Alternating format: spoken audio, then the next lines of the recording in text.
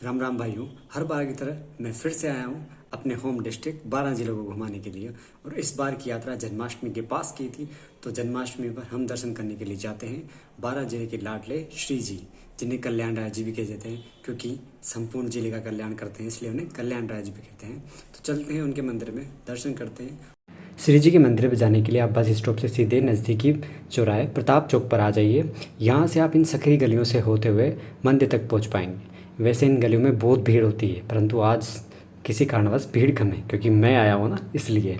तो यहाँ से हम जैसे अंदर गलियों से पहुँचते हैं तो मंदिर में का ये प्रमुख मुख्य द्वार दिखाई देता है। इसी के पास एक मस्जिद है, जिसकी कहानी भी आपको विस्तार से बताएंगे कि क्यों मंदिर की दीवार के पास ही मस्जिद बनी हुई है। इसका भी एक ऐतिहासिक महत्व है। तो चलते हैं मंदिर के अंदर। मंदिर की सीढ़ियों को सर्वप्रथम प्रणाम कर कर इन भव्य प्रवेश द्वार और सुरक्षा द्वारों को पार कर और दोनों द्वारों पर विराजमान दिक्पालों की मूर्तियों को प्रणाम कर हम जैसे अंदर पहुँचते हैं तो सबसे पहले कि शिलालेख दिखाई देता है, जिसमें इस मंदिर के जीर्णोद्धार की बारे में थोड़ा बहुत लिखा हुआ है। अब चलते हैं मंदिर के अंदर। ये मंदिर का एक विशाल प्रांगण है, जिसके अंदर अलग अलग मंदिर हैं और ये मुख्य श्री जी का मंदिर है, गर्भगृह श्री जी का।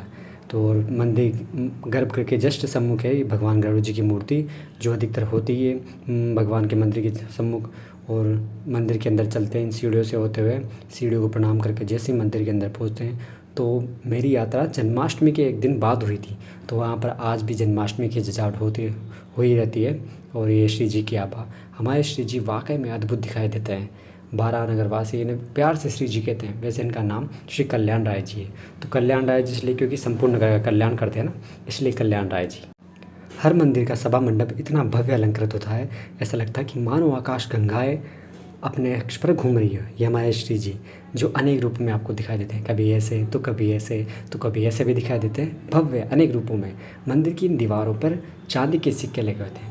इन्हें पंचम जाच कहा जाता है। जब मैंने निकट से देखा तो पता लगा कि ये ब्रिटेन के किसी अंग्रेजी राजा जॉर्ज पंचम के सिक्के होते हैं, इसलिए इन्हें उल्टा जॉर्ज पंचम का उल्टा पंचम जाच कहा जाता है। तो नाम में कन्फ्यूज़न, कोई ध्यान नहीं देना। चलते हैं मंदिर के अंदर का भ्रमण करते हैं। ये एक मंदिर के सम्मुख ही एक संगीत मंडप है, इसमें भी अनेक मंदिर बने होते हैं। तो सर्वप्रथम सीढ़ियों को वंदना करते हैं हम जैसे इसके अंदर पहुँचते हैं तो इसमें भी खम्भों का एक अलग ही भव्य सभा मंडप बना हुआ है।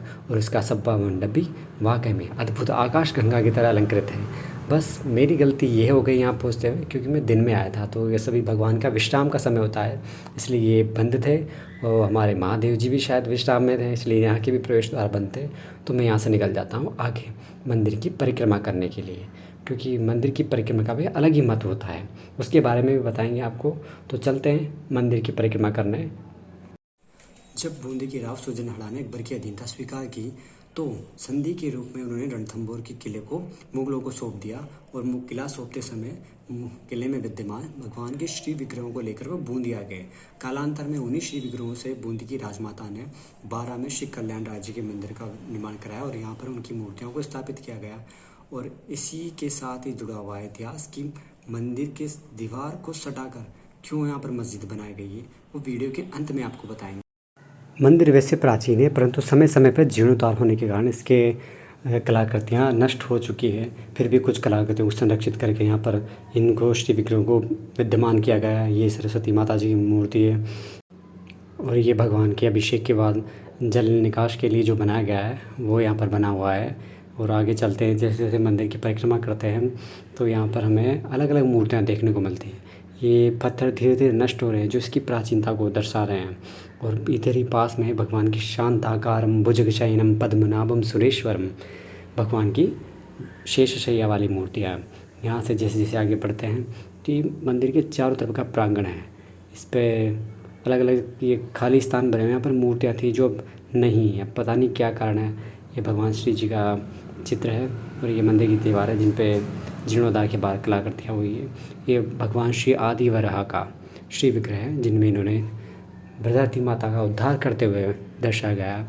और मैं यहाँ पर जन्माष्टमी के अवसर पे आया था ना, इसीलिए यहाँ पर जन्माष्टमी की सुंदर सुंदर झांकियाँ बनी हुई है, जिनमें भगवान वासुदेव जी श्री कृष्ण को मथुरा से वृंदावन गोकुल धाम ले जा रहे हैं। ये जन्माष्टमी की सुंदर सुंदर झांकियाँ यहाँ पर बनी हुई हैं, भगवान की बाल लीलाएँ दर्शाते हुए यहाँ पर बनी हुई हैं।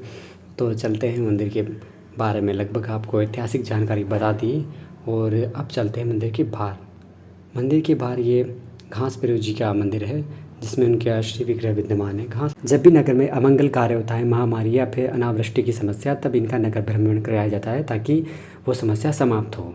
अब बताते हैं कि ये मस्जिद यहाँ पर क्यों बनी हुई है। जब औरंगजेब अपनी सेना के साथ मालवा विजय करने निकला तो रास्ते में आते हुए सभी मंदिर को नष्ट करते हुए जब जा रहा था, तो इस मंदिर की रक्षा के लिए बूंदी की राजमाता ने मंदिर की दीवार से सटाते हुए एक मस्जिद बनाई ताकि धर्म के लिए धर्म की रक्षा होती रहे। और ये उसी का प्रमाण है कि मस्जिद और मंदिर एक ही दीवार के साथ बने हुए हैं। ये सांप्रदायिक सद्भावना का प्रतीक है। ये छोटी सी यात्रा थी हमारे श्री कल्याण राज्य के मंदिर की, थोड़ी ऐतिहासिक, थोड़ी भौगोलिक और थोड़ी सी जानकारी के साथ। वीडियो अच्छी लगे तो लाइक शेयर कमेंट ज़रूर कीजिएगा। जय श्री राम।